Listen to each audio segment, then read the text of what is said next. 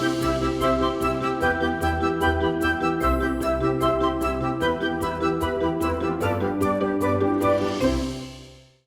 Viewer के questions हम लेकर आते हैं और सबसे पहले सत्य प्रकाश का क्वेश्चन लेते हैं। और सत्य प्रकाश पूछ रहे हैं कि मुझे जानना है कि बैंक से होम लोन लेते समय एप्लीकेंट का इंश्योरेंस होता है या फिर को एप्लीकेंट का होता है। सो अगर जॉइंट होम लोन है तो फिर इसमें इंश्योरेंस किसका होता है? इंश्योरेंस तो दोनों का ही होगा, एक का नहीं होगा, क्योंकि ओके। लायबिलिटी दोनों पे है। तो ये प्रिंसिपल क्या है इंश्योरेंस लेने का कि कभी किसी के साथ कुछ हो जाए जिसने पैसे वापस करने थे, तो फिर बैंक या लेंडर अपने पैसे वापस कैसे लेगा? तो अगर दो लोगों ने लिया है तो वापसी तो दोनों ने ही करनी है, तो इंश्योरेंस भी दोनों का ही होगा। ओके, सो इंश्योरेंस भी दोनों का ही होना चाहिए क्योंकि दोनों ही उसको शेयर कर रहे हैं।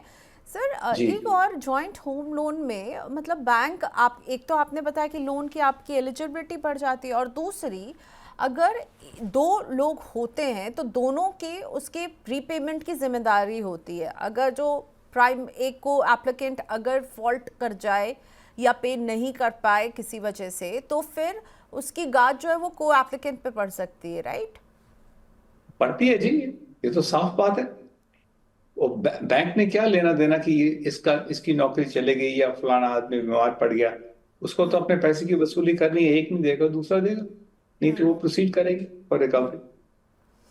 Okay fine. एक लाइव क्वेश्चन लेते हैं राजीव रंजन का। इन्होंने हमें बताया कि शादी से पहले ही इन्होंने घर ले लिया था, तो जो लोन है वो इन्हीं के नाम पर है। क्या अब मैं अपनी वाइफ को होम लोन में को एप्लीकेंट बना सकता हूँ?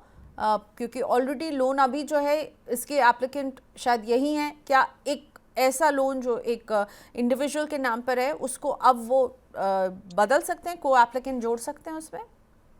ये तो अब उसके हर एक लेंडर का अपना रूल होता है, चाहे बैंक है या एनबीएफसी है। इट डिपेंड्स ऑन जिससे लिया है उसका क्या रूल है कि उसने अपनी वाइफ को जोड़ना है उस लोन के अंदर।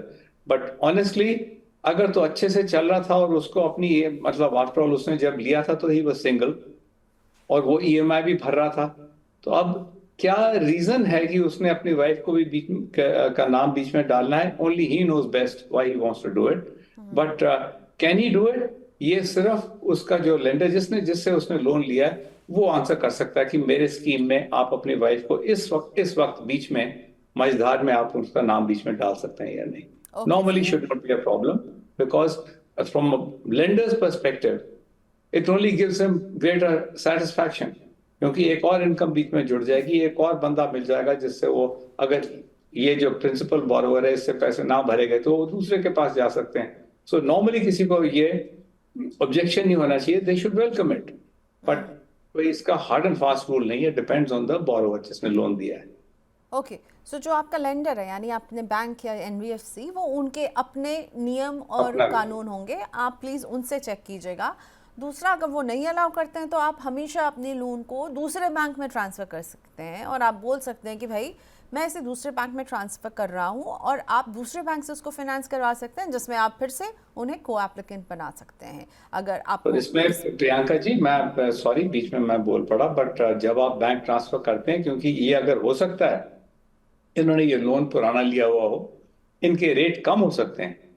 जब भी आप ओके। बैंक ट्रांसफर करेंगे तो आपको फिर जो करंट आज प्रिवेलिंग रेट है विच इज हाई, तो वो तो देना ही पड़ेगा। तो he has two plus be careful. Processing fees भी देनी पड़ेगी तो थोड़ा कॉस्टली अफेयर होगा यहाँ पर, हाँ, ये तो वो भी हो अपना सकता एसेस कर ले कि उसका क्या फायदा है, कि क्या उसकी रीजन है कि उसने अपना वाइफ का नाम जोड़ना ही जोड़ना है। तो चाहे अगर खर्चा बढ़ता भी है तो फिर only that borrower can assess कि उसको किस चीज में ज्यादा फायदा है बेसिकली करने में या नहीं। कॉस्ट बेनिफिट एनालिसिस आपको करना होगा, तभी आप बैलेंस ट्रांसफ़र के लिए जाइए। लेकिन जो पहला ऑप्शन राज सर ने कहा, आप अपने लेंडर से एक बार ज़रूर चेक कर लीजिएगा, शायद वही अलाउ कर दें आपको और फिर आपको इतनी सारी जो हम आपको बता रहे हैं ये कर लीजिएगा वो कर लीजिएगा, इसकी ज़रूरत ही ना पड़े। So Rajiv, do check with your lender.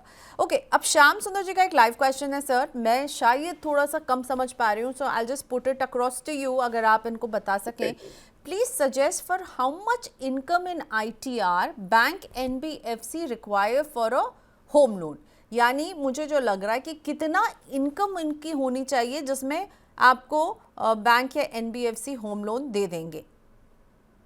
Bank NBFC home loan दे देंगे, आपकी कितनी इनकम होनी चाहिए ये तो जो देने वाला है वो ही बता पाएगा। हर एक लेंडर के अपने अपने सेपरेट नॉर्म्स हैं।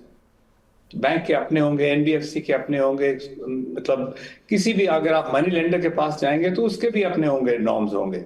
तो एग्जैक्टली कोई की जी इतनी आईटीआर, एक बात पक्की है कि अगर आपकी आईटीआर नहीं होगी तो फिर आपको कंसिडर कोई नहीं करेगा होम लोन के लिए। But once you have an ITR and you are able to establish कि ये मेरी इनकम है, फिर लोन आपको जरूर मिलेगा, कम मिलेगा ज्यादा मिलेगा उसकी डिस्कशन हो सकती है। पर अगर आपने इनकम टैक्स रिटर्न फाइल करा है तो होम लोन आपको निश्चिंत मिलना चाहिए 99%। ओके। कम ज्यादा वो depends on the assessment of the lender. आपकी लोन एलिजिबिलिटी जो है ना वो कई सारे फैक्टर से डिसाइड होगी, ITR is one of them. और इनकम लेवल का इससे कोई रिश्ता नहीं होता, वो बैंक असेस करेगा कि वो आपको लोन कितना दे सकता है, आप जो प्रॉपर्टी ले रहे हैं, क्योंकि आपकी लोन रीपेमेंट की जो एबिलिटी है ना उससे डिसाइड होगा कि आपको कितना लोन मिल सकता है। बट येस श्याम सुंदर जी, ये जो इनकम टैक्स रिटर्न है ना वो बहुत इंपॉर्टेंट डॉक्यूमेंट होता है, बैंक वो आप लोगों से मांगते हैं सैलरी से स्पेशली। ओके कुछ एक लाइव क्वेश्चन आया हुआ जो मैं अभी अपनी स्क्रीन पर नहीं देख पा रही हूँ संजय मित्तल जी का, so I wait for that to come on my screen. तब तक मैं जानकी शरण जी का सवाल लेती हूँ। जानकी जी पूछ रहे हैं कि घर खरीद रहे हैं लेकिन उनके हस्बैंड चाहते हैं कि दोनों एक जॉइंट होम लोन लें, और जानकी जी जो हैं वो एक हाउस वाइफ हैं। क्या जॉइंट होम लोन लेने में कोई फ़ायदा होगा? एक हाउस वाइफ हैं और वो पूछ रही हैं कि उनको जॉइंट एप्लीकेंट होना चाहिए एक होम लोन में। देखिए जी, जॉइंट आपको जानकी जी आपको joint home loan, joint home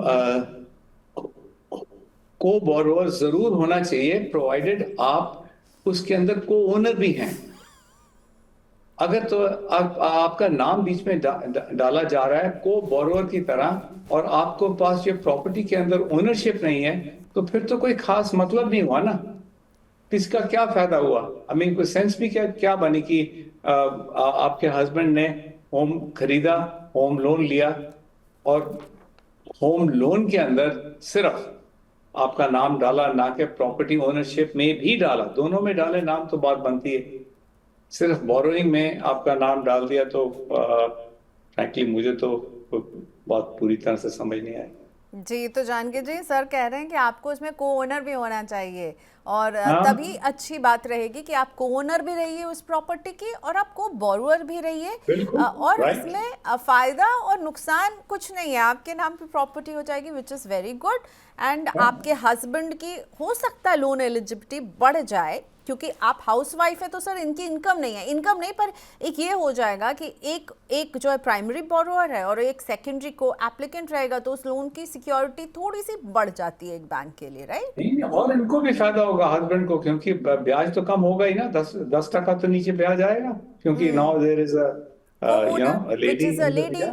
Okay, so it's a good thing Janaki ji, इसमें फायदा नुकसान कुछ नहीं है, आप को ओनर बनिए और अपने हस्बैंड के साथ को एप्लीकेंट पे बनिए, यही हमारी आपको सलाह रहेगी।